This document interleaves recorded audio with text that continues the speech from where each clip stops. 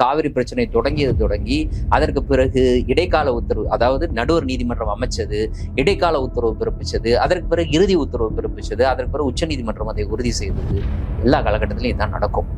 So எப்பப்பெல்லாம் பிரச்சனை வருதோ நான் சொன்னது போல அப்போதெல்லாம் தமிழ்நாட்டில் ஆளக்கூடிய கட்சி எதுவாக இருந்தாலும் எல்லா கட்சிகளையும் ஒருங்கிணைத்து தான் அந்த பிரச்சனையை எதிர்கொள்வாங்க.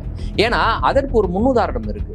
அனைத்து கட்சி கூட்டத்தை கூட்டுங்கன்னு இவ்வளவு பேர் சொல்றாங்க. அனைத்து கட்சி கூட்டம் என்று வரும்பொழுது முதலமைச்சர் வாய் திறந்து பேசியாக வேண்டிய சூழல் ஏற்படும். இப்ப அவருக்கு பிரச்சனையா இருக்கக்கூடியது என்ன அப்படின்னா, அனைத்து கட்சி கூட்டம்ன்றது சாதாரணமா நடக்காது. எல்லா கட்சியினுடைய முக்கியமான தலைவர்களுக்கு உட்காருவாங்க. இப்ப அவர்கள் எல்லோருமே முதலமைச்சரை பார்த்து ஏதாவது கேட்பாங்க, பேசுவாங்க. உண்மையிலேயே ஸ்ட்ரைக்கார விஷயம் என்னன்னா, என்னால் பேச முடியாது, பேச தெரியாது, எல்லா கட்சியும் சேர்ந்த பிரதிநிதிகளையும் கூப்பிட்டு உட்கார வச்சு நான் அசிங்கப்பட விரும்பவில்லை, அதற்காக மாநிலத்தினுடைய உரிமையே நான் விட்டு கொடுக்க தயாராக இருக்கிறேன்னு ஒரு முதலமைச்சர் மீது உட்கார்ந்து இருக்கிறாருன்னா எங்க இருக்கிறோம், என்ன நடந்துகிட்டு இருக்கீங்க? மடத்தனமாக பதில் சொல்லுங்க. அப்படிப்பட்ட ஒரு மடத்தனமான பதில கடந்த காலங்களில் யார் சொல்லியும் நான் கேட்கல. இப்படிப்பட்ட காவிரி போன்ற உணர்வுபூர்வமான விஷயங்கள் ஒவ்வொரு கட்சியும் ஒவ்வொரு நிலைப்பாட்டில் இருக்கிறாங்க. அதனால அனைத்து கட்சி கூட்டம் கூட்ட மாட்டாங்களா? என்னடா இது மாதிரியான மடத்தனமான பதில நான் பார்த்ததே கிடையாது. திமுக சொல்லிதான் DK சிவகுமார் தண்ணீர் திறக்காம இருக்கிறாரு அப்படின்னு பொருள்படக்கூடிய வகையில ஒரு கருத்து சொல்றாரு. இதை விட இன்னொரு மடத்தனம் இருப்பதற்கான வாய்ப்பு இல்லை. அப்போது இருந்த கர்நாடக முதலமைச்சரோடு தொடர்புல இருந்து இந்த வேலைகளை செஞ்சாங்களா? தடுத்தாங்களா? ஆளக்கூடிய அரசுக்கு நெருக்கடி கொடுத்தாங்களா? என்ன சொல்றீங்க நீங்க? மக்கள் என்ன முட்டாளா?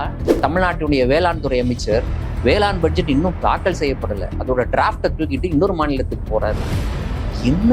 என்னையா நடக்குது? இந்த டிராஃப்டை தூக்கிட்டு நீ போற, இன்னும் தாக்கல் செய்யல, சட்டப்பேரவையில தாக்கல் செய்யல. இது எவ்வளவு பெரிய விதி மீறல், வரம்பு மீறல், சட்ட மீறல். 10 வழக்கறிஞர்கள் அங்க வாதங்களை முன் வைப்பாங்க. அது பலமா பலவீனமா? நான் கேட்கிறேன் உங்ககிட்ட. ஒரே பெட்டிஷன்ல போய் ஒரே ஒரு வழக்கறிஞர் வாதம் செய்வது பலமா? 10 பெட்டிஷன் போய் 10 வழக்கறிஞர்கள் ஒரே விஷயத்திற்கு ஆதரவாக வெவ்வேறு கருத்துக்களை முன்வைப்பது பலமா? என்ன அடிப்படையில சொல்றீங்க சிடிஆர் நிர்மல்குமார் அவர்களே? சம்பந்தமே இல்லாம இது பின்னடைவை ஏற்படுத்தும்னு சொல்றீங்க. மக்கள் முட்டாள்னு நினைச்சு நீங்க பேசுறீங்க. பேரும் அல்லம்படி 6 முதல் 60% வரை ஆடி தள்ளுபடியுடன் சூப்பர் சரவணா ஸ்டோர்ஸ், சென்னை, மதுரை, கோவை. வணக்கம், இது அரண்சை. நான் தேவா பாஸ்கர். இந்த வீடியோல தமிழ்நாட்டில் நடக்கக்கூடிய சமீபத்திய அரசியல் நிகழ்வு தொடர்பாக ஹசீஃபா நாட்ட பேசியிருக்கோம். வணக்கம். வணக்கம்.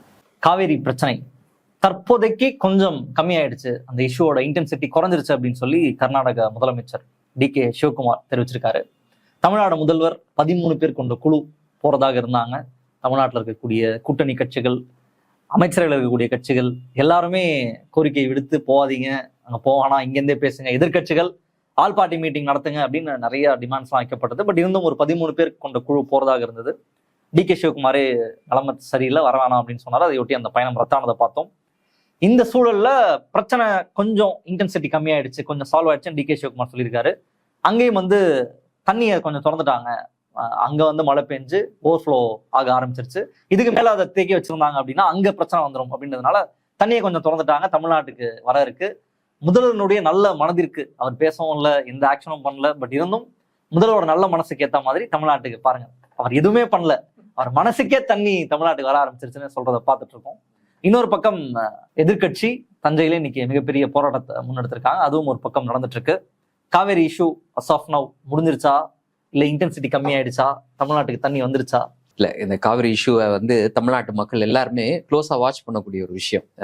அந்த வகையில ஒரு பத்திரிகையாளர்னா நீ கூடுதலா காவிரி இஷ்யூல ஒவ்வொரு ஆட்சியிலையும் ஒவ்வொரு கட்சியும் எப்படி செயல்படுது அப்படின்றத நான் பார்த்துருக்கேன், மற்ற பத்திரிகையாளர்களும் பார்த்துருக்காங்க. முதல் முறையாக இப்படிப்பட்ட காவிரி பிரச்சனை வரும் பொழுது எல்லா கட்சிகளையும் தனிமைப்படுத்தி விட்டு அவரையே தனிமைப்படுத்திக்கிட்ட ஒரு முதலமைச்சரை இப்போதான் நான் ஃபர்ஸ்ட் டைம் பார்க்குறேன்.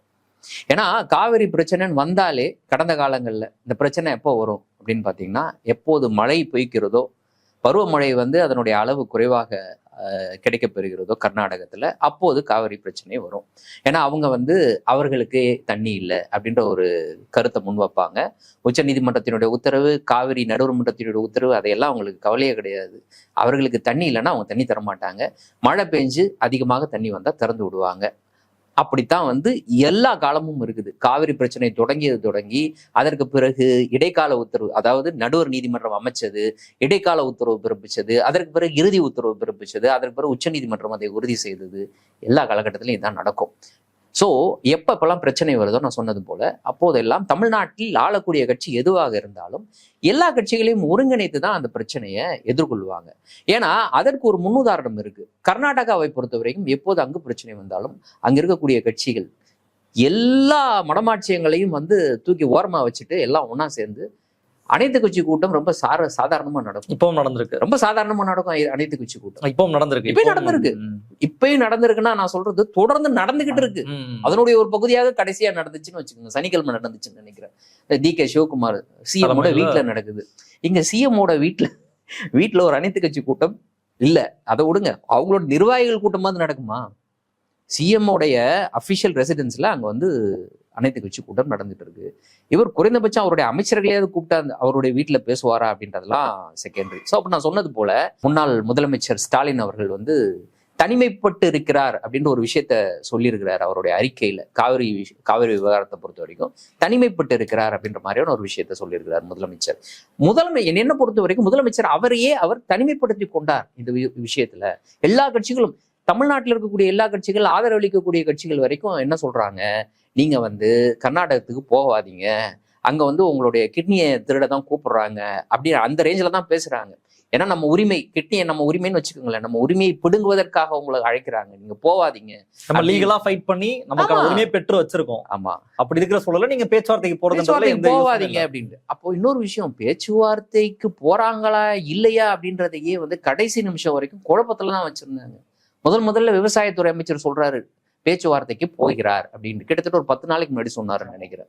அப்ப என்ன சொல்றார், தமிழ்நாடு முதலமைச்சர் கர்நாடகத்துக்கு போறாரு, பேச்சுவார்த்தைக்காக போறார். எதற்காக போறார்? மேகதாது பிரச்சனை இருக்குது, காவிரியில நீர் திறக்கல, இப்ப இந்த சந்தர்ப்பத்தில் அவர் போறார் அப்படின்ற போது கண்டிப்பா மேகதாது பிரச்சனையும் பேசப்படும் அப்படின்ற அடிப்படையில் தான் மேகதாதுவை பற்றி நீங்கள் போய் அங்க பேசவே கூடாது. ஃபர்ஸ்ட் ஆஃப் ஆல் அதை பேசுறதுன்றது அதை அங்கீகரிப்பதற்கு சமமாக ஆகிவிடும்.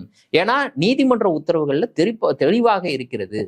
அதாவது கீழ்நிலையில் இருக்கக்கூடிய அந்த நீர் பாயக்கூடிய, நதி பாயக்கூடிய அந்த மாநிலங்கள்ல கீழே இருக்கக்கூடிய மாநிலத்துல கலந்தாலோசிக்காமல் எந்த திட்டத்தையும் அந்த நீருக்கு இடையில் நீங்க செய்ய முடியாது அப்படின்றது தெளிவாக இருக்குது. அப்படின்னு இருக்கும்போது அவங்க நம்மளையெல்லாம் கேள்வி கேட்காம, கர்நாடக அரசு தமிழ்நாட்டில் கலந்து ஆலோசிக்காம அவங்களே வந்து ஒரு டீட்டெயில் ப்ராஜெக்ட் ரிப்போர்ட் ரெடி பண்றாங்க, அதை கொண்டு போய் ஒன்றிய அரசுல சமர்ப்பிக்கிறாங்க.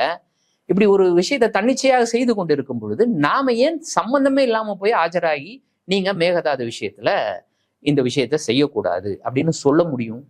சொல்றதுக்கான தேவை எங்க இருந்து வருது? இதைதான் வந்து இவங்களுக்கு வெளியிலிருந்து ஆதரவளிக்கக்கூடிய கம்யூனிஸ்டுகள் சொல்கிறார்கள், உள்ளே இருந்து ஆதரவளிக்கக்கூடிய கட்சிகள் சொல்கிறார்கள், அதற்கு இவர்களுக்கு ஆதரவாக இருக்கக்கூடிய கட்சி அவர்கள் சொல்கிறார்கள், எதிர்கட்சிகள் சொல்கிறார்கள், எல்லாருமே சொல்றோம். தயவு செய்து அனைத்து கட்சி கூட்டத்தை கூட்டுங்க. எனக்கு என்ன டவுட் அப்படின்னா, அனைத்து கட்சி கூட்டத்தை கூட்டுங்கன்னு இவ்வளவு பேர் சொல்றாங்க. அனைத்து கட்சி கூட்டம் என்று வரும்பொழுது முதலமைச்சர் வாய் திறந்து பேசியாக வேண்டிய ஒரு சூழல் ஏற்படும். இப்ப அவருக்கு பிரச்சனையா இருக்கக்கூடியது என்ன அப்படின்னா, அனைத்து கட்சி கூட்டம்ன்றது சாதாரணமா நடக்காது. எல்லா கட்சியினுடைய முக்கியமான தலைவர்கள் வந்து உட்காருவாங்க. இப்ப அவர்கள் எல்லோருமே வந்து முதலமைச்சரை பார்த்து ஏதாவது கேட்பாங்க, பேசுவாங்க. உண்மையிலேயே ஸ்ட்ரைக் ஆகிற விஷயம் என்னன்னா, என்னால் பேச முடியாது, பேச தெரியாது, எல்லா கட்சியை சேர்ந்த பிரதிநிதிகளையும் கூப்பிட்டு உட்கார வச்சு நான் அசிங்கப்பட விரும்பவில்லை, அதற்காக மாநிலத்தினுடைய உரிமையே நான் விட்டு கொடுக்க தயாராக இருக்கிறேன்னு ஒரு முதலமைச்சர் இன்னைக்கு உட்கார்ந்து இருக்கிறாருன்னா எங்க இருக்கிறோம், என்ன நடந்துகிட்டு இருக்கீங்க? இப்ப என்னுடைய புரிதல் அப்படிதான். அவர் வந்து போய் உட்கார வச்சா 4 பேர் கேள்வி கேட்பாங்க, அவரால் பதில் சொல்ல முடியாது. அவர் பதில் சொல்லலைன்ற தகவலை வெளியில வந்து பத்திரிகையாளர்கள்ட்ட சொல்லுவாங்க, அவருக்கு அவமானம் ஏற்படும். நீங்க கூட பேச வேணாங்க, நீங்க அப்படிதான் நினைக்கிறீங்கன்னா நீங்க கூட பேச வேணாம், கூட வந்து ஒரு செக்ரட்டரியை உட்கார வைங்க. நீங்க எதிர்கட்சிகள் இல்லைன்னா மற்ற கட்சிகள், பிற கட்சிகள் பிரதிநிதிகள் கேட்கிற கேள்விக்கு செக்ரட்டரியை பதில் சொல்லுங்க. அப்படியாவது ஒரு அனைத்து கட்சி கூட்டத்தை நடத்துங்க, அப்படியாவது நடத்தலாமே. அப்படிப்பட்ட ஒரு அறிவுரை அவருக்கு வழங்கப்பட்டதா அப்படின்னு பாத்தீங்கன்னா இல்ல. அதோடு அடுத்த கேள்வி யார்கிட்ட கேட்பாங்க? நீர்வளத்துறை அமைச்சர் மிஸ்டர் ஆனந்த் கிட்ட இந்த கேள்வியை கேட்பாங்க. மிஸ்டர் ஆனந்தை பொறுத்தவரை ஒவ்வொரு இப்ப தேர்தலுக்கு முன்னர் தொடங்கி இப்போது வரைக்குமே அவர்கிட்ட எப்ப மைக்க நீட்டினாலும் ஏதோ ஒரு வகையில பத்திரிகையாளர்களை தவிர்ப்பதற்கான பல டெக்னிக்கலா அவர் வச்சிருக்கிறாரு. அவர் அந்த டெக்னிக்ல ஒரே ஒரு டெக்னிக் என்னன்னா சிரிச்சுக்கிட்டே போறது.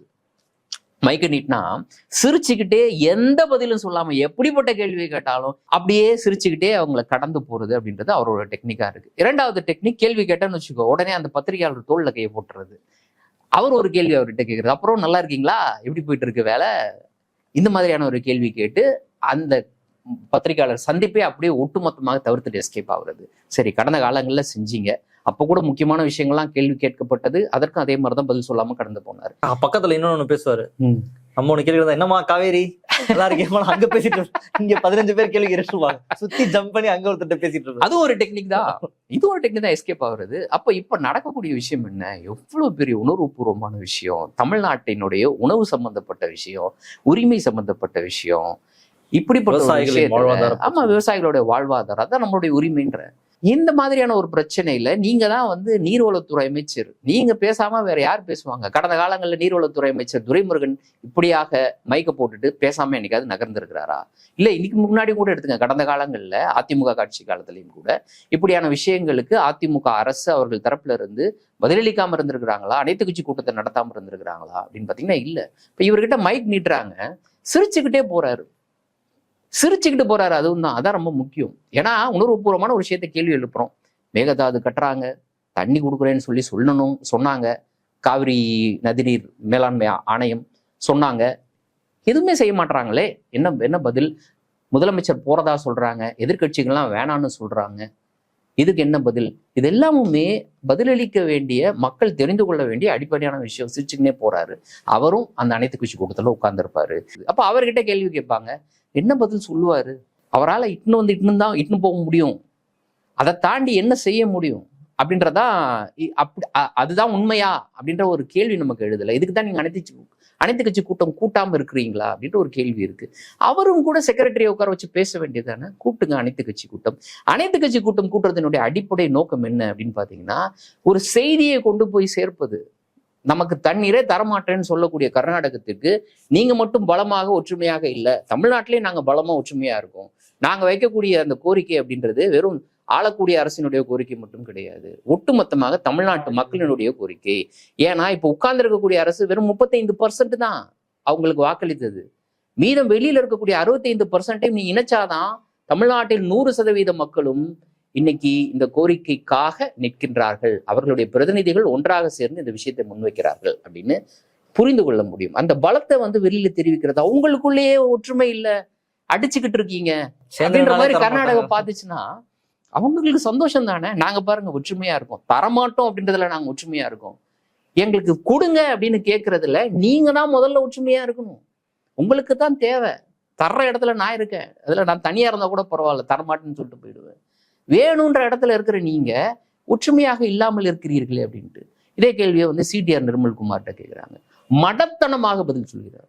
அப்படிப்பட்ட ஒரு மடத்தனமான பதில கடந்த காலங்களில் யார் சொல்லியும் நான் கேட்கல. இப்படிப்பட்ட காவிரி போன்ற உணர்வுபூர்வமான விஷயங்கள்ல ஒவ்வொரு கட்சியும் ஒவ்வொரு நிலைப்பாட்டுல இருக்குதான். அதனால அனைத்து கட்சி கூட்டம் கூட்ட மாட்டாங்களா? என்னடா இது மாதிரியான மடத்தனமான பதில நான் பார்த்ததே கிடையாது. ஒவ்வொரு கட்சியும் ஒவ்வொரு நிலைப்பாட்டுல இருக்கு. காவிரியில் தண்ணீர் வர வேண்டும் என்ற நிலைப்பாட்டில் எல்லா கட்சிகளும் ஒருமித்த குரலோடு ஒன்றாக இருக்கிறது. எங்க வந்து வேற நிலைப்பாட்டுல இருக்கு? காவிரியில தண்ணீர் வர வைக்கணும், அவ்வளவுதான். அதுல எந்த கட்சி மாற்றத்துல இருக்குது? வழக்கமா தமிழ்நாட்டை பொறுத்தவரைக்கும் ஒரே சொல்ற இடத்துல இந்த சின்ன சின்ன கட்சிகள் அவங்க எல்லாம் புதிய தமிழகம் தலைமையில தனியா ஒரு அனைத்து கட்சி கூட்டத்தை கூட்டியிருக்கிறாங்க. வேல்முருகன் போயிருந்தாரு, மிக பலமாக கூட்டினாங்க. அந்த கூட்டத்தை பார்க்கும்போது உண்மையிலேயே எப்படா இது சாத்தியப்படுத்த முடிஞ்சுது அப்படின்னு எல்லாம் தோணுச்சு. அப்ப இதெல்லாம் உங்களுக்கு அசிங்கமா இல்லையா? அப்ப இவர் சொல்றாரு CTR நிர்மல்குமார், ஒவ்வொருவரும் வெவ்வேறு மனநிலையில இருக்கிறாங்க, வெவ்வேறு விஷயங்கள்ல இருக்கிறாங்க. யாரு வெவ்வேறு நிலைப்பாட்டுல இருக்கிறாங்க? வழக்கமா தமிழ்நாட்டை எடுத்துக்கிட்டோம்னா எல்லா கட்சிகளும் ஒரு நிலைப்பாட்டுல இருந்தா ஒரே ஒரு கட்சி தனியா நிலைப்பாட்டுல இருக்கும். அந்த கட்சி கூட இந்த விஷயத்துல நிலைப்பாடு ஒரே இடத்துலதான் இருக்குதுன்னு வச்சுக்கோங்களேன். அப்படி இருக்கும் பொழுது இப்படிப்பட்ட ஒரு பதிலை அவர் சொல்கிறார் அப்படின்னா இதோட கேவலம் வேற ஒன்றும் இல்லை. அவர் இன்னும் நிறையாலாம் சொல்றாரு, இன்னும் விஷயங்கள்லாம். எதை வந்து அவர் மாற்றமா சொல்றாரு அப்படின்னு பார்த்தோன்னா, தமிழ்நாட்டினுடைய முதலமைச்சர் அங்க போறது இருக்குல்ல, கர்நாடகத்துக்கு போறது இல்லை, அதை எல்லாருமே எதிர்க்கிறாங்கல்ல, அதுதான் அவருக்கு பிரச்சனை. ஆனா காவிரி நீர் வர வேண்டும் என்று எல்லா கட்சிகளும் வந்து ஒரே மனநிலையில இருக்கிறாங்க, ஒற்றை கருத்துல இருக்கிறாங்க. அதை பற்றி அவருக்கு கவலையே கிடையாது. இப்ப அவர் யாரை பாதுகாக்க விரும்புறார்? முதலமைச்சரை பாதுகாக்க விரும்புறாரு. காவிரி நீர் தமிழ்நாட்டுக்கு வரணுன்றதை பத்தி கவலையே அவருக்கெல்லாம் கிடையாது அப்படின்றத அவர் சொல்லக்கூடிய அந்த மடத்தனமான பதில இருந்து நாம புரிந்து கொள்ள வேண்டியது இருக்கு. அடுத்து அவர் இன்னொன்னு சொல்றாரு, என்னன்னு பாத்தீங்கன்னா, இங்க இருந்து திமுகவுக்கும் டி.கே. சிவகுமாருக்கும் வந்து அண்டர்ஸ்டாண்டிங் இருக்கு, இணக்கமாகவே இருக்கிறார்கள். அந்த இணக்கத்தின் அடிப்படையில திமுக சொல்லிதான் டி.கே. சிவகுமார் தண்ணீர் திறக்காம இருக்கிறாரு அப்படின்னு பொருள்படக்கூடிய வகையில ஒரு கருத்து சொல்றாரு. இதை விட இன்னொரு மடத்தனம் இருப்பதற்கான வாய்ப்பு இருக்கா? கர்நாடகாவினுடைய கடந்த கால வரலாறு எடுத்து பாருங்க. எந்த இடத்துலயும் நான் சொன்னதுல தொடக்கத்துல இருந்து தண்ணீர் அவங்கள்ட்ட எக்ஸஸா இருக்கும்போது நார்மலா திறந்து விடுறதை தாண்டி அவங்களுக்கு பிரச்சனைன்னு வரும்போது திறந்து விட மாட்டாங்க. அதை வைத்து அரசியல் செய்வார்கள். அப்போதெல்லாம் ஆட்சியில் இருந்த அந்த அரசுக்கு எதிராகத்தான் எதிர்க்கட்சியாக இருந்தவர்கள் அப்போது இருந்த கர்நாடக முதலமைச்சரோடு தொடர்புல இருந்து இந்த வேலைகளை செஞ்சாங்களா? தடுத்தாங்களா? ஆளக்கூடிய அரசுக்கு நெருக்கடி கொடுத்தாங்களா? என்ன சொல்றீங்க நீங்க? மக்கள் என்ன முட்டாளா? இல்ல, நீங்க சொல்ற எல்லாமே எந்த அக்கௌண்டபிலிட்டியும் எங்களுக்கு கிடையாது. வாய்க்கு வந்ததை நான் பேசுவேன். அமைச்சர்கள் வரைக்கும் வழக்கமா ஒரு கட்சி ஆட்சியை பிடிக்கும் பொழுது அவங்களுக்கு ஒரு ப்ராமிஸ் இருக்கும், மக்களை ஃபேஸ் பண்ண வேண்டியது இருக்கும். அவங்க எதையுமே பண்ணாததுனால we are not accountable to the people அப்படின்றதுதான் இவங்களுடைய எல்லா நடவடிக்கைகளும் உணர்த்தக்கூடிய. இன்னொரு விஷயம், நாங்க அக்கௌண்டபிலிட்டின்றது அது ரொம்ப டேஞ்சரஸான ஒரு விஷயம். அக்கௌண்டபிலிட்டி அப்படின்னு ஒரு விஷயம் இல்லாட்டினா பொறுப்பேற்கக்கூடிய தன்மை அப்படின்றது ஒன்று இல்லை என்றால் யார் வேண்டுமானாலும் எது வேண்டுமானாலும் செய்யலாம். அதான் ரொம்ப சிம்பிள். பொறுப்பேற்பு அப்படின்றது ரொம்ப முக்கியமான ஒரு விஷயம் இல்ல. இப்ப பொறுப்பேற்புனா என்னன்னா, ஒரு அரசு அப்படின்றது ஒண்ணு இருக்குது. இந்த அரசை பொறுத்த வரைக்கும் இதுல இருக்கக்கூடிய எல்லாருமே அதனுடைய அங்கம். அரசு அப்படின்னு எடுத்துக்கிட்டா வெறும் முதலமைச்சர் மட்டும் அரசு கிடையாது.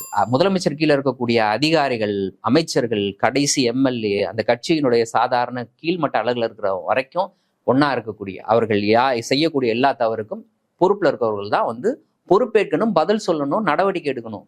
இப்போ அமைச்சர் செய்யக்கூடிய விஷயம், அமைச்சர் மீது வைக்கக்கூடிய குற்றச்சாட்டுக்கே வந்து இன்னைக்கு அரசு பொறுப்பேற்கிறதே கிடையாது. இந்த கட்சி ஆளக்கூடிய கட்சியினுடைய தலைமையில் இருக்கவர்கள் பொறுப்பேற்பதே கிடையாது. அவர் யாரு?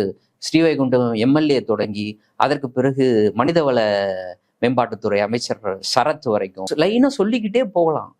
அதோட சாதாரணமா ஒன்றிய செயலாளர் மீது வைக்கக்கூடிய குற்றச்சாட்டா இருக்கலாம், மாவட்ட செயலாளர் மீது வைத்திருக்கக்கூடிய பாலியல் குற்றச்சாட்டா இருக்கலாம். இதெல்லாமே தாவேகாவை சேர்ந்த பொறுப்புகளில் இருக்கக்கூடியவர்கள் மீது.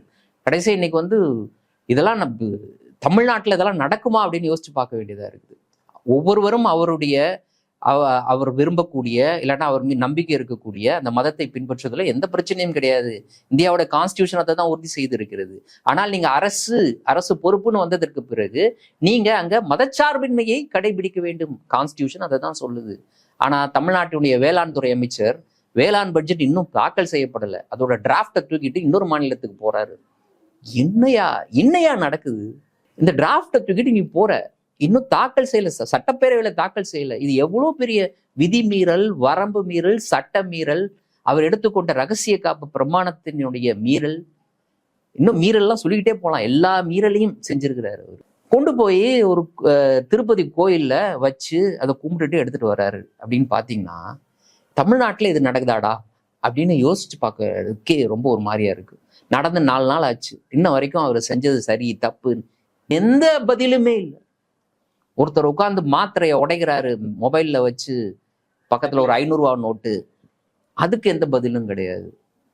ஒருத்தர் மீது, ஒரு எம்எல்ஏ மீது குற்றச்சாட்டு வருது, பாலியல் குற்றச்சாட்டு வருது, எந்த பதிலும் இல்லை, எந்த நடவடிக்கையும் இல்லை. மாவட்ட செயலாளர் மீது பாலியல் குற்றச்சாட்டு, அந்த பொண்ணு கேட்கறதுக்கு, அந்த பொண்ணு சொல்லக்கூடிய விஷயங்களெல்லாம் கேட்கறதுக்கு காது கூசுது. இப்படியெல்லாம் செய்வானா ஒருத்தன் அப்படின்ட்டு. எந்த நடவடிக்கையும் இல்லை, எதுவுமே இல்லை. இன்னொரு பக்கம் இங்க இவ்வளவு பெரிய சென்சிட்டிவான விஷயம் பற்றி கேள்வி கேட்டா மடத்தனமாக தொடர்ந்து பதில்கள் வருது. சிடிஆர் நிர்மல்குமார் சொன்ன அந்த பதில்ல இன்னொரு மடத்தனமான பதில் இன்னொன்னு என்னன்னா, நாங்க வந்து இன்னைக்குதான் வந்து இப்ப நம்ம பேசிட்டு இருக்க இதே நேரத்துலதான் வந்து தமிழ்நாடு அரசு சார்பாக அதிகாரப்பூர்வமான அறிவிப்பு என்ன அப்படின்னா, இந்த காவிரி பிரச்சனை எப்போ தொடங்குச்சு? ஜூன் 12 உங்களால மேட்டூர்ல அணை திறக்க முடியல குறுவை சாகுபடிக்கு. அப்போ நீங்க எப்போ போய் நீதிமன்றத்தை நாடி இருக்கணும் தமிழ்நாடு அரசு? அப்ப இருந்தேதான் கேட்கிறோம், கர்நாடகத்துல தண்ணீர் திறந்து விடுங்க. ஏன் வந்து மேட்டூர் அணையில ஒவ்வொரு ஆண்டும் ஜூன் 12ஆம் தேதி தண்ணீர் திறக்கப்பட்டது கடந்த 5 ஆண்டுகள்ல? ஏன் இந்த முறை முடியல அப்படின்னா, கர்நாடகா தண்ணீர் திறந்து விடலை. அப்போ உங்களுக்கு எப்போ தெரியும் கர்நாடகா தண்ணீர் திறந்து விடலைன்னு? ஜூனுக்கு முன்னாடியே தெரியும் தானே, தண்ணீர் இல்லைன்னு தெரியும்ல மேட்டூர் அணையில. அப்ப நீங்க எப்ப நீதிமன்றத்தை நாடி இருக்கணும்? இன்னைக்கு என்ன டேட் நம்ம பேசிட்டு இருக்கக்கூடிய இந்த சமயம் என்ன டேட்? நாம இப்ப என்னைக்கு பேசிக்கிட்டு இருக்கோம்? ஆகஸ்ட் 3ஆம் தேதி, ஜூன் 12, ஆகஸ்ட் 3. நீங்க எப்ப நீதிமன்றத்தை நாடி இருக்கணும்? இன்னைக்குதான் நீதிமன்றத்துக்கு போறாங்க. ஆனா திமுகவும் பொறுத்த வரைக்கும் ஒரு எதிர்கட்சியாக என்னென்னலாம் செய்யணுமோ அதெல்லாம் தொடர்ந்து செஞ்சுக்கிட்டு தான் இருக்கு. எதுக்கெல்லாம் குரல் கொடுக்கணுமோ குரல் கொடுத்துக்கிட்டு தான் இருக்கு. தமிழ்நாடு அரசு செய்யணும், இந்த நடவடிக்கை எடுக்கணும் அப்படின்றதுக்காக கடைசியில் நீங்க எதுவுமே செய்யல. அவர்கள் நீதிமன்றத்திற்கு போகிறார்கள். திமுக சார்பாக உச்ச நீதிமன்றத்தை நாடுகிறார்கள். அதற்கு சிடிஆர் நிர்மல்குமார் சொல்றாரு, இது நமக்கு பின்னடைவை ஏற்படுத்துமா? ஏம்பா நீ போலப்பா, நீ உச்ச நீதிமன்றத்துக்கு போவே இல்லை. காவிரி கண்காணிப்பு குழு சொல்லிடுச்சு, காவிரி மேலாண்மை ஆணையம் சொல்லிடுச்சு, 2 பேருமே உறுதி செஞ்சுட்டாங்க. என்ன உறுதி செஞ்சாங்க? அடுத்த 15 நாட்களுக்கு வந்து நீங்க வந்து 3500 கன அடி தண்ணீர் பர் செகண்ட் அப்படின்றது எங்க இருந்து கணக்கிடப்படணும்? வெள்ளிக்குண்டுல இருந்து கணக்கிடப்படணும். அங்கதான் கணக்கிடுவாங்க. அங்கிருந்து நீங்க அடுத்த 15 நாளைக்கு திறந்து விடணும்னு உத்தரவு போடுறாங்க. திறந்து விட மாட்டோம்னு கர்நாடக அரசு சொல்லுது. இதை எதிர்த்து யாருக்கு போகணும்? உச்ச நீதிமன்றத்தை தானே போய் கேட்கணும். நீங்க போகவே இல்லை, இவங்க போனாங்க, சரி போயிட்டாங்க. அடுத்து நீங்களும் போடுங்க. பலம் தானே தமிழ்நாட்டில் எதிர்கட்சி ஆளும் கட்சி 2 பேரும் சேர்ந்து உச்ச நீதிமன்றத்தை அணுகி இருக்கிறார்கள் அப்படின்ற போது உச்ச நீதிமன்றம் அது ஒரு பலமாக தானே எடுத்துக்கும். எப்படி பின்னடைவாகும்? என்ன லாஜிக்ல நீங்க பேசுறீங்க? இன்னும் 10 கட்சி தமிழ்நாட்டை சேர்ந்த 10 பேர் போனாலும் கூட பலம் தானே. ஆளுக்கு ஒரு வாதத்தை எடுத்து முன்வைக்கலாம்ல. நீதிமன்றத்துல 10 பெட்டிஷன் இருந்துச்சுன்னா 10 பேர் ரெப்ரசன்ட் பண்ணுவாங்க. 10 வழக்கறிஞர்கள் அங்க வாதங்களை முன் வைப்பாங்க. அது பலமா பலவீனமா? நான் கேட்கிறேன் உங்ககிட்ட. ஒரே பெட்டிஷன்ல போய் ஒரே ஒரு வழக்கறிஞர் வாதம் செய்வது பலமா? 10 பெட்டிஷன் போய் 10 வழக்கறிஞர்கள் ஒரே விஷயத்திற்கு ஆதரவாக வெவ்வேறு கருத்துக்களை முன்வைப்பது பலமா? என்ன அடிப்படையில சொல்றீங்க சிடிஆர் நிர்மல்குமார் அவர்களே? சம்பந்தமே இல்லாம இது வந்து பின்னடைவை ஏற்படுத்தும்னு சொல்றீங்க. மக்கள் முட்டாள்னு நினைச்சிட்டு நீங்க பேசுறீங்க. டிகே சிவகுமாருக்கும் திமுகவுக்கும் இடையில உறவு இருக்கு. அவர் சொல்லித்தான் வந்து யாரு? திமுக சொல்லிதான் டிகே சிவகுமார் தமிழ்நாட்டிற்கு காவிரி நீர் தரமாட்டுறாருன்னு மக்கள் முட்டாள்னு நினைச்சாதான் அப்படி பேச முடியும். நீதிமன்றத்தை பல பேர் நாடுவது அந்த விஷயத்திற்கு பின்னடைவை ஏற்படுத்தும் அப்படின்னு சொல்றது மக்கள் முட்டாள்னு நினைச்சாதான் அப்படி பேச. மக்கள் முட்டாள் நினைச்சா அவர் பேசல. அவங்களுடைய கட்சியினுடைய ஆதரவாளர்கள் இருக்காங்களா, அவங்க கிட்ட இந்த இன்ஃபர்மேஷனை ஃபீட் பண்ணா அவங்க போய் பரப்புவாங்க எல்லா இடத்துலயும். அதற்கான ஃபீடிங்க பண்றாங்க. வெக்கமா இல்ல இதை விட என்ன மாதிரியான, இதை விட என்ன சென்சிட்டிவான மேட்டர் இருந்துற போது அதற்கு நீங்க இவ்வளவு கேவலமா அரசியல் செய்து கொண்டு இருக்கிறீர்கள் அப்படின்னு யோசிக்கும் போது ரொம்ப வருத்தமா இருக்கு. 2வது, இப்போ என்ன சொல்றாங்க, இவ்வளவு நடந்ததுக்கு பிறகு இயற்கையே வந்து எங்க அண்ணனுக்கு வந்து சாதகமா தான் இருக்கு. தண்ணி வந்துருச்சா, வந்துட்டு இருக்கா, ஆன் த வேவா? ஏன்னா இவரை சொல்லியிருக்காரு மாணிக்கம் தாகூர், தாவேக்கா மதச்சார்பற்ற சக்தி காங்கிரஸோட இருக்கிறது தான் இந்தியாவில் வந்து மதச்சார்பின்மைக்கு ஒரு அதுக்கான அத்தாரிட்டி அப்படின்றதே நாங்க தான், இங்க கூட ஒருத்தர் சேர்றது அப்படின்றது மதச்சார்பின்மை அப்படின்னு சொல்லி தாவேக்காவினுடைய ரொம்ப ஒரு சீரியஸான ஆலையா இருக்கக்கூடிய காங்கிரஸ். ராகுல் காந்தி வந்திருக்காரு, ராகுல் காந்தி கால் வச்ச நேரம் தமிழ்நாட்டுல தண்ணியை திறந்துட்டாங்க அப்படின்ற சொல்லியிருக்காப்புல. சேம் தான், இதே தான் கிட்டத்தட்ட விஜயினுடைய நல்ல மனசு. தண்ணி வந்துகிட்டே இருக்கு, திறந்துட்டாங்க, தண்ணி வந்துருச்சு அப்படின்றாங்க. சரி, தனித்தனியா பார்ப்போம், தண்ணி வந்துருச்சா இல்லைன்றதை பார்ப்போம். அதுக்கு முன்னாடி மாணிக்கம் தாக்கூர் உளறலையும் பார்ப்போம். சிடிஆர் நிர்மல்குமார் மாதிரி இன்னொரு பக்கம் மாணிக்கம் தாக்கூரும் வந்து இந்த விஷயத்துல எப்படியாக பேசிக்கொண்டிருக்காரு பார்ப்போம். இந்தியாவினுடைய எதிர்கட்சி தலைவர் தமிழ்நாட்டிற்கு வராரு. கர்நாடகத்துல அவங்க கட்சி தான் ஆட்சியில் இருக்கு. இங்க வராரு. மேகதாது விஷயம் பற்றி அவர் பேசணுமா வேணாமா? பேசணும். காவிரி பிரச்சனை பற்றி பேசணுமா வேணாமா? பேசணும். இதை பற்றி கேள்வி எழுப்புகிறார்கள் பத்திரிகையாளர்கள். அவர் வந்து வேற ஒரு விஷயத்தை பேசிட்டு நடந்து போயிடுறாரு. அப்போ தமிழ்நாட்டிற்கு வந்து எதிர்கட்சி தலைவர் இதை பற்றி பேசவே இல்லைன்ட்டு பத்திரிகையாளர்கள் வந்து பொதுவெளியில போடுறாங்க. இல்ல, அதை பற்றி கேள்வி கேட்கலையா? ஃபர்ஸ்ட் ஆஃப் ஆல் ஏன் கேள்வி கேட்கணும்? உங்ககிட்ட உனக்கு தெரியாதா தமிழ்நாட்டில் என்ன பிரச்சனைன்னு? ஃபர்ஸ்ட் விஷயம் முதல்ல உங்ககிட்ட ஏன் கேள்வி கேட்கணும்? நீ ஒரு பிரச்சனையை பற்றி ஒரு மாநிலத்துக்கு வரனா அந்த மாநிலத்துல தற்போது எது பர்னிங் இஷ்யூன்னு உனக்கு தெரியுமா தெரியாதா? சரி, உங்களுக்கு தெரியல, உங்களுடைய மாநில தலைவர் இருக்காருல்ல, அவர் சொல்லணுமா வேணாமா? பக்கத்துல தான் நின்னாரு. அப்போ நீங்க வந்து மேகதாதுவை பத்தி பேசல, காவிரி பிரச்சனையை பத்தி பேசல, உங்களுக்கு தேவையானது மட்டும் பத்தி பேசிட்டு போயிட்டு இருக்கீங்க. உங்களுக்கு தேவையானதுன்னு நான் எதை வச்சு சொல்றேன் அப்படின்னு பாத்தீங்கன்னா, இன்னைக்கு காங்கிரஸை பொறுத்த வரைக்கும் இன்னைக்கு தொகுதி மறுசீரமைப்பு அப்படின்னு நடந்துச்சுன்னா இவங்க தலைகீழா நின்று தண்ணி குடிச்சாலும் கூட இன்னைக்கு அந்த பாஜகவினுடைய ஹாட் பெட் இருக்குல்ல, இந்தி ஹாட்லைன், அந்த இடத்துல இவங்களால ஜெயிக்கவே முடியாது. அவங்களுக்கு தான் மிகப்பெரிய பிரச்சனை. தமிழ்நாடு அந்த பிரச்சனையை அப்படியாக அணுகவில்லை. தமிழ்நாட்டை பொறுத்த வரைக்கும் மாநில உரிமைகள் பறிக்கப்படுகிறது. இதுதான் இதற்கு முன்னர் இருந்த திமுக அரசினுடைய நிலைப்பாடாக இருந்தது. எந்த இடத்துலையும் அதை விட்டு கொடுக்கவே மாட்டோம் அப்படின்றதுல அவங்க ஸ்ட்ராங்கா இருக்கிறாங்க. ஆகவே இன்னைக்கு வந்து திமுக இன்னொரு திமுக லாக் பண்ணணும்னா அவர் பேசினார், வேற எதுவுமே பேசல. அவர் திமுக தயவு செய்து இது நிலைப்பாட்டுல இருந்து மாறிடாதீங்க. போயிடாதீங்க. அது எங்களுக்கு இந்திய அளவுல பிரச்சனை, தமிழ்நாடு பிரச்சனை கிடையாது, எங்களுக்கு பிரச்சனை. எங்களால ஜெயிக்கவே முடியாது, திருப்பி ஆட்சிக்கு வந்துடவே முடியாது. அந்த மாதிரி ஏற்பாடோட பாஜக தயாரா இருக்கு. தொகுதி மறுவரையை தமிழ்நாட்டுல செய்யறது இல்ல, உத்தரப்பிரதேசத்துல, குஜராத்ல, ராஜஸ்தான்ல, மத்திய பிரதேசத்துல செய்யறதுக்கு தயாரா ஒரு பிளானை போட்டு வச்சிருக்கு பீகார்ல. அப்ப அது நடந்துச்சுன்னா ஜெயிக்கவே முடியாது காங்கிரஸால. அப்போ அதனால அவருடைய சுயநலத்திற்காக அந்த விஷயத்தை மட்டும், அதாவது மறைமுகமாக திமுகவுக்கு ஒரு நெருக்கடியை கொடுத்துட்டு போறாங்களாம். தமிழ்நாட்டில் தொகுதி மறுவரை தொடர்பாக இதற்கு இருக்கக்கூடிய நிலைப்பாட்டிலிருந்து யாராவது மாற்றினால் அவர்கள் எட்டப்பர்களாக கருதப்படுவார்கள் அப்படின்னு சொல்லிட்டு போறாரு. அந்த இடத்துல பத்திரிகையாளர் திருப்பி கேள்வி கேட்கிறார், ஏங்க அந்த மேகதாது அப்படின்னு சொல்லிட்டு அது ரெக்கார்ட் ஆயிருக்கு, அது ரெக்கார்டாக ஆயிருக்குன்றது கூட தெரியாம நம்ம மாணிக்கம் தாக்கூர் என்ன சொல்றாரு, அதை பற்றி பத்திரிகையாளர்கள் கேள்வி கேட்கவில்லை, அதனால் ராகுல் காந்தி போயிட்டாருன்னு. கேள்வி கேட்காமலே நீ பதில் சொல்லணும், ஏன் சொல்லாம போன? ஆனா கேள்வி கேட்டது இன்னைக்கு பதிவாயிருக்கு, அந்த வீடியோ எடுத்து பொதுவெளியில போட்டிருக்கிறாங்க. இதுக்கு என்ன பதில் அவர்கிட்ட இருக்கு? இப்ப இதுல யார் எட்டப்பன்? நீங்க சொல்லுங்க, இதுல யார் எட்டப்பன்? ஒரு மாநிலத்தினுடைய உரிமையை விட்டு கொடுக்கக்கூடிய ஒரு எட்டப்பர்களா? உங்களுடைய தேசிய கட்சியினுடைய நலனுக்காக மட்டும் உங்களுடைய கட்சியினுடைய தலைவர் பேசிட்டு போயிடுவார், மற்ற மாநிலத்தினுடைய அந்த உரிமையை பத்தி பேச மாட்டார். அப்படின்னா இதுல யார் மாநிலத்தை விட்டு கொடுத்தது, யார் எட்டப்பன்? கிளியரா தெரிஞ்சிடும். அடுத்து அதுக்கு வரேன். அவர் சொன்னார்ல, முதலமைச்சருடைய நல்ல மனசிற்கு இயற்கையே இறங்கி வந்துருச்சு, மழை பெய்யுது. இது மாணிக்கம் தாக்கூர் சொன்னது ராகுல் காந்தி கால் வச்சதுனால தண்ணி வந்துருச்சுன்னு. அது விருதை மகள் அவங்க நம்ம அமைச்சர் அவங்க முதல்வருடைய நல்ல மனதிற்கு தண்ணி வந்துருச்சு. ரெண்டும் ஒரே தான். அது அவங்க தலைவர், இது இவங்க தலைவர். ஆமா, அவங்க தலைவருக்கு அவங்க ஒரு குத்து, இவங்க தலைவருக்கு இவங்க ஒரு குத்து. நான் சொன்னல ஏற்கனவே, காவிரி கண்காணிப்பு குழுவை பொறுத்தவரை, காவிரி நதிநீர் கண்காணிப்பு குழுவை பொறுத்தவரை அவங்களுடைய உத்தரவு 15 நாட்களுக்கு 3500 கியூசெக் கன அடி நீர் பெர் செகண்ட் அப்படின்றது ரிலீஸ் பண்ணணும். அது ரிலீஸ் ஆகுறது எங்க ரியலைஸ் ஆகணும் அப்படின்னா பில்லிகுண்டுல ரியலைஸ் ஆகணும். அங்கதான் கணக்கிடப்படும், பில்லிகுண்டுற இடத்துல தான் கணக்கிடப்படும். தமிழ்நாடு மற்றும் கர்நாடகாவினுடைய அந்த எல்லைப்புறத்துல இருக்கக்கூடிய பில்லிகுண்டுல தான் கணக்கிடப்படும். இப்ப சொல்றாங்கல்ல, இந்த நதிநீர் ஆணையத்தினுடைய அந்த உறுதி செய்யப்பட்ட அந்த அளவும் கூட இன்ன வரைக்கும் ரியலைஸ் ஆகல. அந்த இடத்துல அவங்க சொல்றாங்க பாத்தீங்களா, 3500 கன அடி தான் திறந்து விட சொன்னாங்க. இன்னைக்கு 25,000 கன அடி திறந்து விட்டு இருக்கு. எங்க இருந்து? கர்நாடக அரசு. எதனால் அப்படின்னு பாத்தீங்கன்னா, அங்க மழை பெய்யுது, அதற்கு மேல அதை தேக்கி வைக்க முடியாது, உபரி நீரை திறந்து விடணும், இல்லாட்டினா அணைக்கு பிரச்சனை வந்துடும்ன்ற அடிப்படையில் அவங்க திறந்து விடுறாங்கல்ல. ஏன்னா 3500 கன அடி தான் திறந்து விட சொன்னாங்க, வேற வழி இல்லாம இன்னைக்கு 25,000 கன அடி வரைக்கும் அவங்க திறந்து விட்டுக்கிட்டு இருக்கிறாங்க. இவ்வளவு நீரை திறந்து விட்டும் கூட பில்லிகுண்டுல சேர்ந்த அந்த அளவு அப்படின்னு பாத்தீங்கன்னா வெறும் எவ்வளவு அப்படின்னு பாத்தீங்கன்னா வினாடிக்கு 500 கன அடி தான். 3500 திறந்து விட சொன்னாங்க, ஆணையம் சொல்லிச்சு, கண்காணிப்பு குழு சொல்லிச்சு.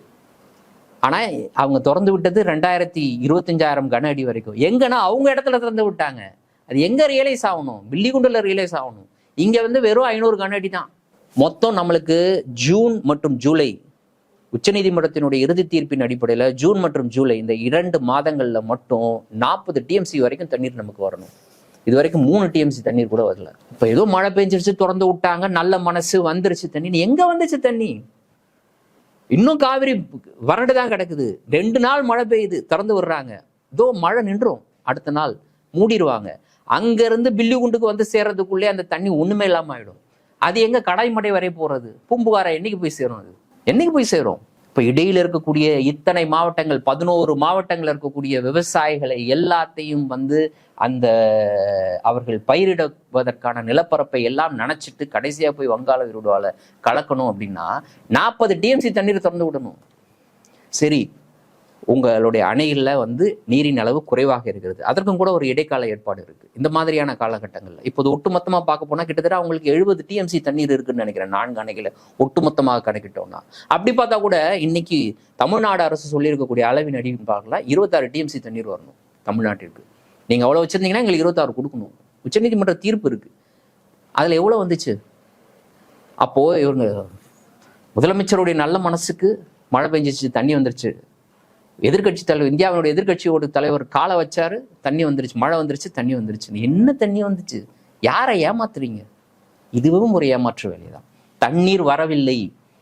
அவங்க வந்ததா சொன்ன தண்ணி கர்நாடகத்திலிருந்து பில்லிகுண்டுக்கு வர்ற அந்த இடைப்பட்ட இடத்துலயே அதை நிறைப்பதற்கே போதுமானதாக இல்லை. வில்லிகுண்டு வந்து சேரும்போது வெறும் 500 கன அடி தான் பெர் செகண்ட். அது எங்க போய் யாருக்கு கொடுக்கும்? என்னத்தை பயன்படுத்த முடியும் அது? அப்போ இதுவும் ஏமாற்றக்கூடிய ஒரு வேலை. இன்னும் காவிரியில் நமக்கு கிடைக்க வேண்டிய அந்த உரிமையை மீட்டு பெறுவதற்கு இன்னைக்கு தமிழ்நாடு அரசு, தாவேகா அரசு செய்து கொண்டிருக்கக்கூடிய எந்த விஷயமும் உண்மையிலே ஏற்புடையதாக இல்லை. அது வந்து கை கொடுப்பதாக இல்லை. அவர்கள் முன்வைக்கக்கூடிய எதிர்க்கட்சிகள் மீது வைக்கக்கூடிய குற்றச்சாட்டா இருக்கட்டும், தன்னிச்சையாக அவங்க செய்யக்கூடிய நடவடிக்கையா இருக்கட்டும், எதுவுமே உண்மையில் ஒரு அழுத்தத்தை கர்நாடகத்துக்கு கொடுக்காது, ஒன்றிய அரசுக்கு ஒரு அழுத்தத்தை கொடுக்காது. இறுதியா நான் சொல்ல விரும்புறது ஃபியூச்சர் என்ன, வாட் இஸ் தி ஃபியூச்சர்? அப்படியே தொடரும் பட்சத்துல, இப்படியே நீடிக்கும் பட்சத்துல கர்நாடகாவுக்கு ரொம்ப சந்தோஷம்தான். ஓ, திமுக சொல்லி தான் நான் செய்யறேன் அப்படின்னு சொல்றியா? சரி, ஓகே, அப்படியே செய்யறேன்னு வச்சுக்கோ, திறந்து விட முடியாது, போ, முடிஞ்சதை பார்த்துக்கோ. டிபிஆரை நாங்கள் பண்ணியிருக்கோம். டிபிஆரை வந்து இன்னைக்கு வந்து ஒன்றிய அரசே சொல்லிடுச்சு. ஒன்றிய அரசினுடைய அமைச்சர் சொல்றாரு, தமிழ்நாட்டினுடைய ஒப்புதல் பெற வேண்டிய அவசியம் இல்லைன்னா ஒரு நாடாளுமன்றத்தில் சொல்றாரு. என்ன நடந்துச்சு? நீங்க இன்னைக்கு என்ன பண்ணிருக்கணும்? நீங்க கிளம்பி டெல்லியில போயிருக்கணும். உங்க டெல்லி பிரதிநிதி என்ன பண்ணிட்டு இருக்காரு? டெல்லி பிரதிநிதினு ஒருத்தர் நியமிச்சிங்களே, காவிரி விவகாரம் இந்த மாதிரியான பிரச்சனைகள் வரும்போது தான் போய் லாபி பண்ணணும். அவரே கர்நாடகக்காரர் தான். என்ன பண்ணிட்டு இருக்காரு? இந்த மாதிரி டைம்ல தான் அவங்க வேலை செய்யணும். அவங்க போய் லாபி பண்ணணும், அமைச்சர்களை சந்திச்சு பேசணும். மாநிலத்தில் இப்படிப்பட்ட ஒரு பிரச்சனை இருக்கு, 2 மாநிலங்களுக்கு இடையில ஒரு பிரச்சனை இருக்கு, என் மாநிலம் சார்பா நான் வரேன் பேசுறேன், இந்த சமயத்துல நீங்க இதை செய்யணும். அவரே அவர் மாநிலத்தை, அவரே ஜனநாயகன் ஓடலன்ற வருத்தத்தில் இருப்பாரோ? இருந்தாலும் இருப்பாரு. ஜனநாயகன் ஓடலன்ற வருத்தத்துல எங்கேயாவது உரம்ப போய் உட்கார்ந்து இருப்பாரு. காவிரியில தண்ணி வந்தா என்ன, வரலன்னா என்ன, இங்க விவசாயி வாழ்ந்தா என்ன, செத்தா என்ன? அவர் வந்து இந்தியாவினுடைய, தமிழ்நாட்டினுடைய டெல்லி பிரதிநிதி. அவரு என்னையா நடக்குது தமிழ்நாட்டில்? இங்க இருந்து போறாங்க டெல்லிக்கு. சரி, நீங்க தான் அழுத்தம் கொடுக்கல, உன் டெல்லி பிரதிநிதியும் அழுத்தம் கொடுக்கல, நாங்களாவது அழுத்தம் கொடுக்குறோம். நீங்க இருந்து கிளம்பி போன விவசாயிகளை நாக்பூர்ல கைது. சரி, நீ தான் அழுத்தம் கொடுக்கல, சரி, உன்னோட டெல்லி பிரதிநிதியும் அழுத்தம் கொடுக்கல, நாங்களாவது அழுத்தம் கொடுக்குறோன்னு இங்க இருக்கக்கூடிய விவசாயிகள்லாம் கிளம்பி போறாங்க. மகாராஷ்டிரால நாக்பூர்ல வச்சு விவசாயிகளை கைது செய்து அவங்களை திருப்பி தமிழ்நாட்டுக்கு வர ட்ரெயின்ல ஏற்றி அனுப்புது மகாராஷ்டிரா அரசு. அதுக்கு எதிராக ஏதாவது பேசுனீங்களா? எதிர்கட்சி பேசுது, தூண்டுதலின் பேரில் போராட்டம் சட்டமன்றத்துல பேசினாரு. இல்ல இது நாக்பூர். சரி, ஓகே, நாக்பூர்னாலே உங்களுக்கு பயந்தானே? நாக்பூரில் கைது செய்யப்பட்டிருக்கிறார்கள். நாக்பூர்ன்ற ஒரு வார்த்தையை பயன்படுத்தக்கூடாது. இது வரைக்கும் நான் சும்மா கேட்குறேன், உனக்கு டவுட்ல நான் கேட்குறேன். பாஜக அவர்களுடைய கொள்கை எதிரி. பாஜகவினுடைய கொள்கைன்னா என்ன? யாரோட கொள்கை? நான் கேட்கிறேன். கொள்கை, ஆர்எஸ்எஸோட கொள்கை. ஏதாவது ஒரு இடத்துல முதலமைச்சர் ஆனதுக்கு பிறகோ இல்ல அதற்கு முன்னரோ ஆர்எஸ்எஸ்ன்ற ஒரு வார்த்தையை விஜய் அவர்கள் பயன்படுத்தி பார்த்திருக்கீங்களா? நாங்களாம் பயன்படுத்துறோம்ல. கூட இருக்க கூட்டணி கட்சி திரும்ப பயன்படுத்துறாரு. காங்கிரஸ் டவுட்டா கேக்குறவங்க கிட்ட இல்ல பண்ணதில்ல. ஆர்எஸ்எஸ்ன்ற ஒரு வார்த்தையை பயன்படுத்தி அப்புறம் என்னத்த கொள்கை எதிரி பாஜக? பாஜகன்னு தனி கொள்கை ஏதாவது இருக்கா? ஆர்எஸ்எஸ் கொள்கை தானையா பாஜக கொள்கை? கட்சி ஆனா பாஜக தானே கட்சி எதிர்க்கிறோம். சரி, பாஜகன்ற பேரையே நீங்க பயன்படுத்த மாட்டீங்க. சரி, ஓகே, அப்படி நம்மள சமாதானப்படுத்திக்கலாம். பாஜகன்ற பேரையே பயன்படுத்த மாட்டீங்க. காங்கிரஸோட சேர்றதான் பாஜக எதிர்ப்பினுடைய உச்சம். ஆமா, அதே பண்ணிட்டாங்க. அதை மட்டும் பண்ணிட்டாங்க. பாஜகன்ற பேரையே நீங்க பயன்படுத்த மாட்டீங்க.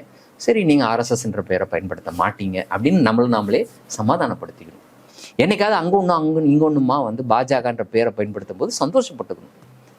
அப்படியாகத்தான் நம்மளை திருப்திப்படுத்திக்கணும். அப்படியாகத்தான் நாம விஜய் அவர்களை பார்க்க வேண்டிய தேவை இருக்கு. அப்ப ஒட்டுமொத்தமா பார்க்க போனா தமிழ்நாட்டோட உரிமை இப்படியாக கேலி கூத்தாக்கப்பட்டு வருது.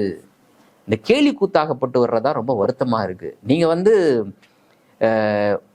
உங்களுடைய அந்த செயல்பட முடியாத இல்லைன்னா உங்களுடைய செயலற்ற தன்மையை நீங்க மறைப்பதற்கு நீங்க வந்து வேற ஏதாவது சப்பக்கட்டு கட்டினா கூட பரவாயில்ல. ஆனா நீங்க வைக்கிறீங்க லாஜிக்கு, எதிர்கட்சிகள் மீது வைக்கக்கூடிய குற்றச்சாட்டா இருக்கட்டும், இல்லைன்னா நீங்க எடுக்கக்கூடிய நடவடிக்கைக்கு ஒரு விளக்கம் கொடுக்குறீங்களா, அந்த விளக்கமா இருக்கட்டும், இதையெல்லாம் பார்க்கும்போது வருத்தமா இருக்கு. இப்படிப்பட்ட விளக்கங்களை தமிழ்நாட்டு மக்களுக்கு கொடுத்து அதை தமிழ்நாட்டு மக்களை நம்ப சொல்றீங்களே, இன்னும் நீங்க என்னென்னலாம் செய்ய போறீங்க, என்னென்னதெல்லாம் பார்க்க வேண்டிய தேவை இருக்குன்னு தெரியல. எனக்கு வந்து சம்மப் பண்ணோம்னா ஒரே ஒரு விஷயம் தான். ஜெயலலிதா அவர்கள் கைது செய்யப்பட்டிருந்தப்போ போஸ்டர்லாம் ஒட்டியிருந்தாங்க, காவிரியை நீ வச்சுக்கோ, அம்மாவை என்கிட்ட விட்டுரு. சிம்பிளா தான், காவிரிலாம் நீ வச்சுக்கோ, அந்த மாதிரி தான் லாஜிக். இது எங்க முதல்வர் எதுவும் டிஸ்டர்ப் பண்ணாதீங்க, காவிரி கூட நீங்களே வச்சுக்கோங்க. எங்க அவரு வேஷ்டி கட்டிட்டு வர்றாரு, ஃப்ரைடே கோட் போட்டு வர்றாரு, நாங்க அதை பார்த்து சந்தோஷமா இருக்கோம் அப்படின்ற நிலையில மக்கள் இருக்கும் பொழுது the இல்ல future is நம்ம doomed. சிரிச்சுக்கிட்டு பேசுறோம், இது சிரிச்சுட்டு பேசக்கூடிய விஷயமே இல்லை.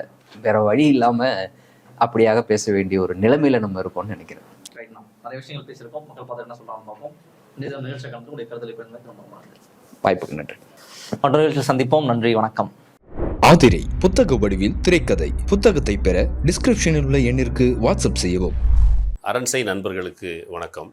அரண்சை ஊடகம் சுயேட்சையாக இயங்குவதற்காகவே உருவாக்கப்பட்டது. நாம் செய்கிற வேலை உண்மையிலேயே மக்களுக்காக செய்கிறோம் என்பதை நீங்கள் நம்பினால், வாய்ப்பு இருந்தால் இந்த ரேசர் பே QR கோடுக்குள்ளே நீங்கள் அதை ஸ்கேன் பண்ணி எங்களுக்கு உங்களால் இயன்றதை விருப்பம் இருந்தால் ஆதரவு தெரிவிக்கலாம்.